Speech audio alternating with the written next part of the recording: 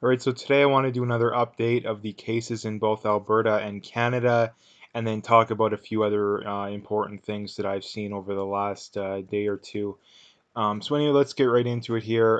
In Canada, we have 13. We're up to 1,302 cases, which I don't know how many that is up from yesterday. We're up to 19 deaths. In Alberta, we're up to 259 with 33 new, which I think yesterday we had about 35. The day before that, we were in the 40s. So it is good news that the confirmed cases isn't going up, which is exactly what we want to look for if we want to get a handle on this kind of stuff. So it's very encouraging. Still, just one person has died in Alberta, which is also good news. But let's go right into the exact regions here. Again, Calgary still has by far the most. Edmonton's up to 60. I think they had 53 roughly yesterday, so they're up by a little bit. 164 in Calgary. So Calgary is definitely the worst area affected. So if you're from Calgary, be really careful. Edmonton, fairly careful. Everywhere other than that, you probably don't have a ton to worry about. But don't get too confident, because that's something that could really mess up this whole situation here. Um, the main suggestions with this kind of stuff that I always gonna say, let's just defer our gratification now and let's get this over with sooner rather than later, because if we half-ass it, then it's going to drag on and on and on, and it probably will get worse and worse, and it will become a very, very scary thing if we drag our feet. So let's just defer our gratification, stay inside as much as you possibly can. In other words, go out in public as little as you possibly can.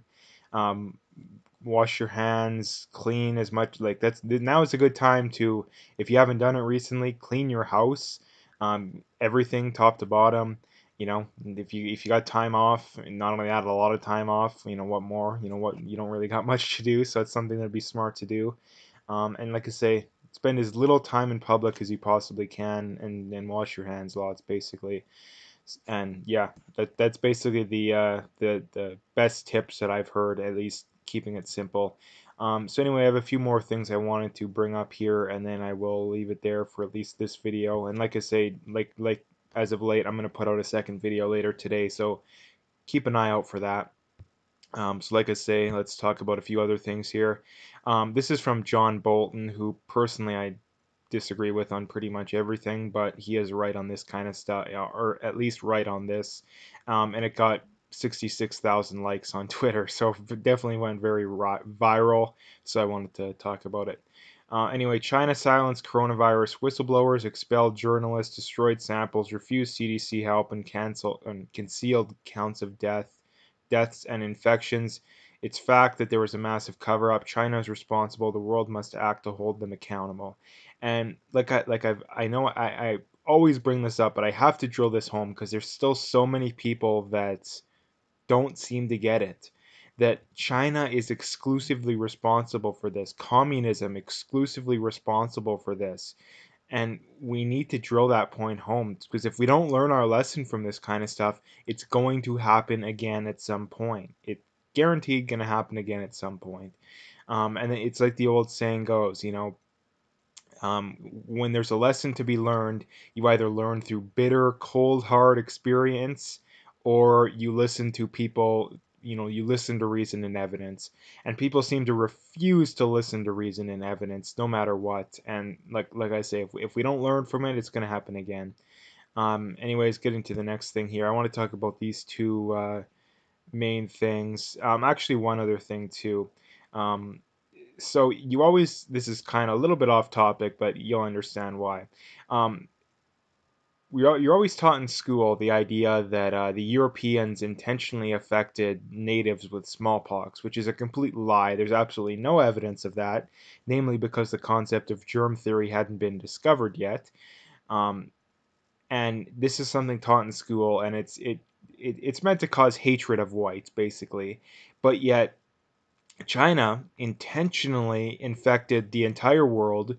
Where it's going to infect millions of people, maybe tens of millions of people. It's already killed, confirmed, I think about 14,000 people worldwide. In reality, it's probably closer to 20, given the fact that China definitely is underreporting the amount of people dead, and there's a lot of people that have probably died that didn't get tested that we don't even know whether or not they have it. So China intentionally killed, or maybe not intentionally, but unintentionally through terrible mismanagement of their system. At the very least, they indirectly killed at least 20,000 people, and yet you have these, namely people on the left, that couldn't care less, couldn't bring themselves to criticize China. Now, the main reason for that is because China is a far left authoritarian country that, people like Justin Trudeau seem to want to have a country ran like them. And that's why there's such little criticism. You have people like Hillary Clinton praising that. The other thing that I didn't pull up here that I was going to bring up is these celebrities singing that Imagine John Legend song is absolutely disgusting in more ways than one. Number one, it's basically a communist song. The whole let's share the world, no borders, all that BS. It's just communist propaganda. And the other thing too is that they're just typical leftist celebrity hypocrites, that they're living in their gated communities with, guards, or at the very least gated communities with, super expensive security systems, and yet they're lecturing people about open borders and sharing the world. Like, come on, like, it's absolutely insane, and anybody who fell for that BS is pretty dumb, needs to rethink their whole worldview, in my opinion. But anyway, I'm going to talk about these two tweets here. China facilitated the spread of a catastrophic disease. Why is the U.S. still paying interest on U.S. bonds owned by the Chinese government? Time for reparations. Now, this is suffering that's caused in the here and now. You have all these crazed people that I've literally heard several, literal people that have had, family members that suffered through this kind of stuff said this stuff happened, what, 10 generations ago, and you have these leftists that want reparations. But yeah, this kind of stuff happened in the here and now, and yet there's no call for reparations on their part. Like, China should absolutely pay the price for this, and the fact that more people aren't calling for that is absolutely astounding to me, like absolutely astounding. um, but you're never going to hear it from the mainstream media. You have the CBC and CTV. They're literally like, you could rename them, China, PR agencies, and you wouldn't notice much of a difference. They wouldn't criticize China no matter what. China could release a bioweapon in Canada that killed half the population. You wouldn't see these people criticize them, and that's the level we're at to. Just a level of partisanship and the bubble that these people are in, that could go on, and that yet they still don't care. Um, Another thing to point out here too is right here.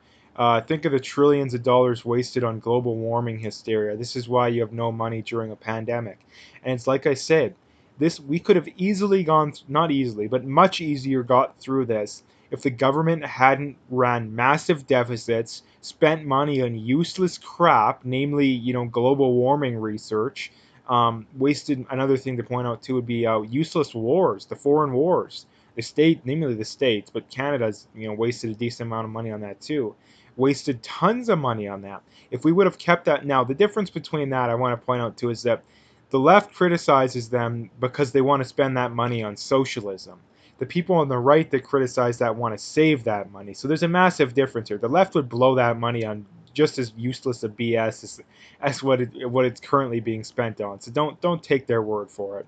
But getting back to this, we could have saved that money, ran no debt or much less of a deficit, and we would have more money available in the here and now to keep people afloat so they can pay their bills now. But because the government's in massive amounts of debt, we might not be able to get through this. Like, if this goes on for too long, the government can't just keep paying, millions of Canadians and tens of millions of Americans EI for the next year. Like, they're not going to be able to do that for a month or two. Yeah, I mean, they technically they can afford it, but if they just borrow the money, they'll make do.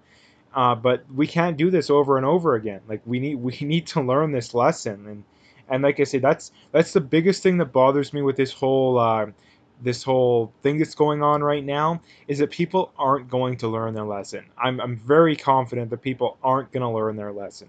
They'll learn the lesson maybe that you need to wash your hands and that kind of stuff, but they won't learn the lesson that we need borders, we need border control, we need government to spend within their means. We need to be more skeptical of communist authoritarian governments. The fact that they killed over 100 million people in the 20th century you'd think would be enough to have a healthy level of skepticism, but apparently it isn't.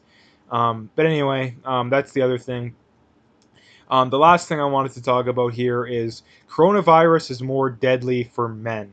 So if you're a man that gets it, you're going to be more likely to die. Now, this is a New York Times article, and they go on to say in Italy, more men than women have been infected, and a higher proportion of infected men have died. Some 8% of male patients died, compared with 5% of female patients, according to a health research of Rome analysis of 25,000 cases. Now, some people might look at that and say, oh, that's a very small difference. But when you actually look at it, that's actually a 60% difference. Because if it was 10%, well, that would mean double as many people, or you'd be twice as likely to die, which is 100% more. So you're actually pretty significantly more likely to die if you're a man. Now, the point I wanted to bring out here is if it was women that were 60% more likely of dying from this, I guarantee you'd have governments, or namely the feminist governments and the feminists, namely Justin Trudeau and a lot of these European countries, railing about how we need to, you know, help save these women, that women are more likely to die and all this BS. But yet when it's men, nobody cares. And the reason why I wanted to bring that up too is I point out quite a bit that sexism, this whole idea that when you hear sexism, you think it's women that are the ones of suffering. Number one, throughout history, that's largely untrue. Number two, in the here and now, that's completely untrue. I don't even think it's even close to being a debate when it comes to the here and now. I think everybody had it bad in the past, but now it's not even close. And I just wanted to point that out too, because it's a double standard. And like I say, I always make claims that it's men that are the ones that receive and are subject to the majority of sexism now. I would say the overwhelming majority of sexism nowadays. And I just wanted to point that out because it's something that kind of, another thing on top of all the evidence that I've pointed out, that just proves that theory. But anyway, that's all I wanted to talk about for today. Like I said earlier, I will be putting out a second video later today, so stay tuned for that. And if you haven't hit that like and subscribe already, please do that. I do have my PayPal linked in the description. I do have an email address for e-transfer. I appreciate any donations, but at the very least, just hit that like and subscribe if you haven't already.